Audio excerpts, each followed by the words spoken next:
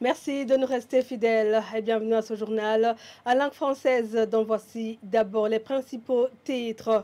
Le remplacement de certains membres du comité exécutif de la Fédération du basketball du Burundi, FEBABU, n'a pas été fait en violation de la loi comme certains le pensent.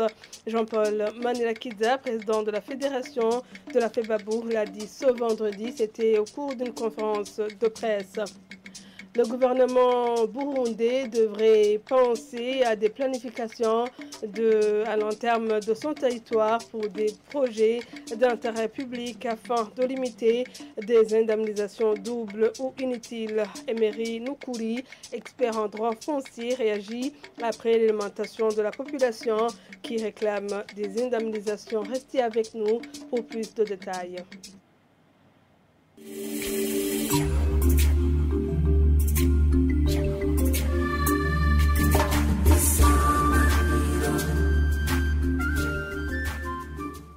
Bienvenue encore une fois. L'indemnisation devrait en principe précéder l'expropriation pour l'exécution des projets d'intérêt général et d'utilité publique, sauf en cas d'exception. C'est une analyse des professeurs Emery Nukuri, expert en droit foncier, qui réagit après l'alimentation de la population des communes Issare et Kanyosha qui réclament des indemnisations suite au projet d'électrification de Gigi Muremge et celle des habitants se trouvant dans le périmètre du domaine du palais présidentiel, réclamant, plaidant pour la même cause. Suivez-le, il est au micro d'Alain Désiré Boukeneza. Le code foncier prévoit que l'indemnité doit être préalable et qu'il doit être payé à la personne expropriée, sauf en cas d'urgence. Mais la loi n'identifie pas les cas. Prenez par exemple qu'il y a une catastrophe, par exemple, qui emporte tout un quartier. L'État peut déplacer une personne pour loger les personnes, mais vraiment ce n'est qu'en cas d'extrême urgence, sinon l'indemnisation doit être préalable. Mais à mon avis, sans planification, sans un bon calcul, il sera difficile que l'indemnité soit préalable et qu'elle soit suffisante. Et ici, c'est très important. D'une part, il y a la loi. C'est la référence mère. L'article 424 dit que l'indemnité doit être négociée entre l'État et les expropriés. C'est la loi mère. Et l'ordonnance, à mon avis, il fixe des tarifs minimaux, la base de la négociation. Sinon, c'est la base de la négociation. Rien n'empêche l'État, après avoir fait une expertise, d'aller au-dessus des tarifs, surtout que l'indemnité doit être juste et préalable. L'ordonnance fixe des tarifs de base, mais quand même, la personne accepte de souffrir, de perdre sa propriété, de perdre sa maison au profit de l'intérêt général. Il est normal qu'on puisse lui donner une indemnité juste. En matière de services publics, notre pays connaît en principe 3 défis principaux. Parce que dans d'autres pays, on va planifier à l'avance, 10 ans, 20 ans, 50 ans avant, où vont passer les routes, où vont passer les lignes électriques, où vont passer les chemins de fer, où vont passer les tuyaux. Et dans cet espace-là, on va interdire à la population de faire rien du tout. Donc, ça veut dire que le pays, en planifiant à l'avance, il permet d'informer la population que quelque chose va y passer. Donc, ça lui permet 10 ans plus tard de faire son projet sans devoir payer des indemnisations. C'est ce qu'on appelle les plans d'aménagement. Professeur Emery Nukuri sera également l'invité du journal.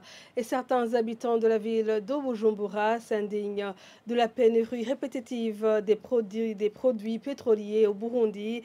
Ils lancent un appel au chef d'État de l'État de prendre en main cette question. Le point avec Jean-Marie Mayonga.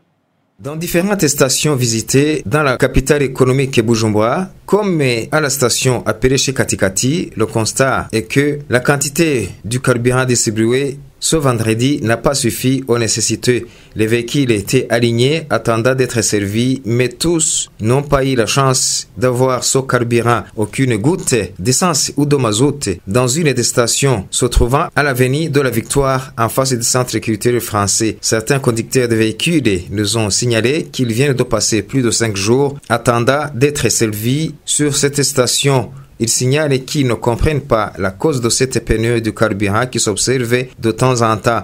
Ces chauffeurs disent qu'ils sont fatigués avec cette situation et ne voient pas comment ils vont vivre parce qu'ils ne travaillent pas. Ils expliquent également qu'ils peuvent passer même plus de 3 jours sans avoir du carburant et que pour eux c'est une grande perte au moment où la police exige les documents alors qu'ils ne sont pas en train de travailler pour faire entrer de l'argent afin de voir comment payer ces documents. Ces chauffeurs indiquent que la pénurie du carburant perturbe d'autres activités, que ce soit dans les ménages ou dans les autres organisations, car toutes les activités ne peuvent pas continuer. Il demande au chef de l'État de prendre en main cette question pour la vider. De même, il souhaite que le chef de l'État trouve d'autres alternatives, comme la mise en place d'autres stratégies pour que le carburant soit disponible au Burundi. Il propose que tous ceux qui peuvent importer le carburant peuvent être facilités, de même de trouver les devises en quantité suffisante pour que le pays ne continue pas à souffrir de cette pénurie de carburant. Cette situation, selon ces chauffeurs, polarise toutes les activités et fait que les prix de différents produits augmentent du jour au jour. Il demande que les concernés fassent tout ce qu'il faut pour que le carburant ne continue pas à être un problème dans le pays.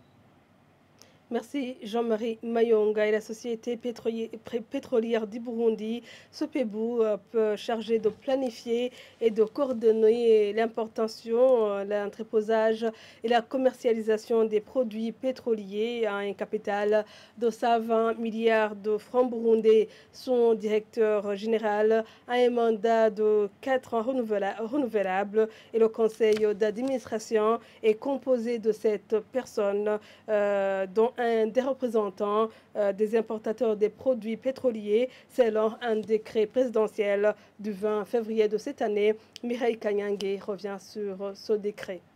Ce décret présidentiel du 20 février portant création, mission, organisation et fonctionnement de la société pétrolière du Burundi Sopebu est constitué de 55 articles. Le premier précise qu'elle est régie par le Code des sociétés, dotée d'une personnalité juridique, d'un patrimoine propre et une autonomie administrative et financière. La Sopebu est placée sous la tutelle du ministre ayant l'énergie dans ses attributions. L'article 2 de ce décret parle des missions de la dite société et sont au nombre de 14. C'est notamment de planifier et coordonner les activités de promotion et développement du secteur pétrolier, de constituer un stock stratégique physique des produits pétroliers pour une consommation trimestrielle au minimum et de gérer les entrepôts de l'État disponibles et à construire. Le décret précise en outre que la Sopebu est chargée de l'importation, du transport, du stockage, de la distribution, de la commercialisation et de la réexportation des produits pétroliers, gaziers et leurs dérivés. L'article 4 montre que cette société pétrolière a un capital social de 120 milliards de francs burundais avec 1000 actions, un capital libéré par l'État du Burundi et où les sociétés publiques. Les articles 7 et 23 de ce décret du 20 février parlent de mandat du directeur général et du conseil d'administration. C'est un mandat de 4 ans renouvelable sur base des performances. Selon l'article 7,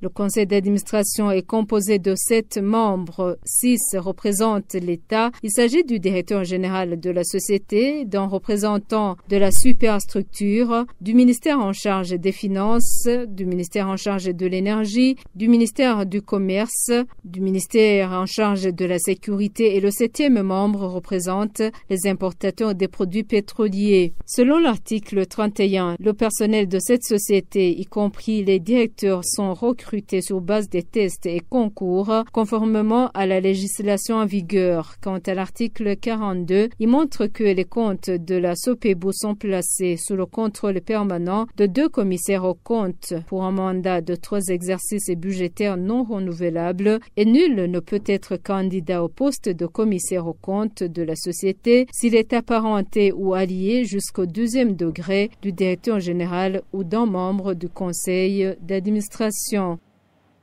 Je vous l'avais annoncé dans les titres, le remplacement de certains membres du comité exécutif de la Fédération de basketball du Burundi, FEBABU, n'a pas été fait en violation de la loi comme certains le pensent. Ceci a été dit par Jean-Paul Manilakida, président de la dite fédération. C'était au cours d'une conférence de presse sur les questions qui hantent cette dernière. Jean-Paul Manilakida a expliqué que le nouveau membre de la FEBABU sont intérimaires en attendant la décision finale de l'Assemblée générale. Suivez le président de la FEBABU dans cette traduction française de Merdouaille. Abantu bayinome barasa uburenganzira bwo gukora ibikorwa byabo gushika igihe Assemblée générale izoza ikavuga ati oya. Ceux qui sont nommés ont le droit de faire leur travail en attendant que l'Assemblée générale juge oui ou non que le nommé devient membre permanent du comité exécutif. Je suis sûr que cette assemblée sera fidèle. Seul le président est élu et c'est lui qui présente les membres du comité exécutif. Si l'Assemblée générale refuse le premier, je propose le deuxième, jusqu'à ce qu'il y soit agréé. Si on les refuse tous, ça serait le jeu interminable. J'ai proposé un programme et je l'ai exécuté dans 4 ans. Nous sommes en renaissance. Il pourrait venir un autre successeur et pourra dire si oui ou non la fédération a chuté ou si elle a évolué. Moi, j'ai la mission de redynamiser la fédération et je dois choisir ceux qui vont m'aider à accomplir cette mission. Il y a ceux qui pensent que je travaille avec des gens que nous avons les mêmes affinités. Je dirais que les portes sont ouvertes à tout le monde.